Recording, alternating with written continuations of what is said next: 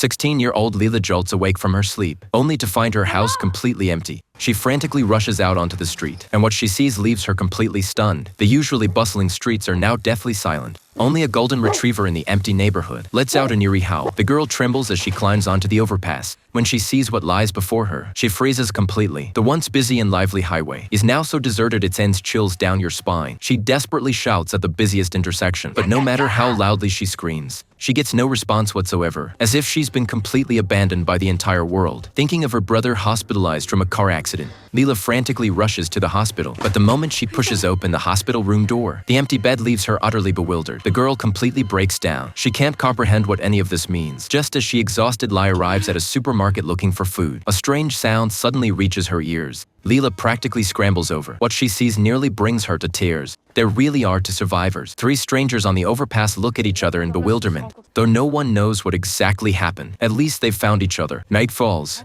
The group searches every corner together. When they spot a distress signal made of lights in front of a building, hope ignites in their hearts. But strangely, as the elevator doors slowly close, the atmosphere instantly becomes incredibly eerie. They nervously lower their weapons. Fortunately, what emerges from the shadows is still normal humans. They reach the rooftop, standing atop the building overlooking the entire city. The sight is even more shocking, brightly lit but completely lifeless, as if hundreds of thousands of people vanished overnight. They drive a vintage sports car, continuing their search for survivors, until in a tunnel, they discover a black boy collapsed in car crash wreckage. But upon closer inspection, everyone gasps in shock. He's actually been wounded by an arrow. This means there are not only survivors here, but also dangerous enemies. Just as they lift the injured person into the ambulance, a sudden attack sends everyone into panic. Leela, terrified, floors the gas pedal and stumbles her way, escaping toward the city. They manage to escape, but the question remains, who is attacking them from the shadows?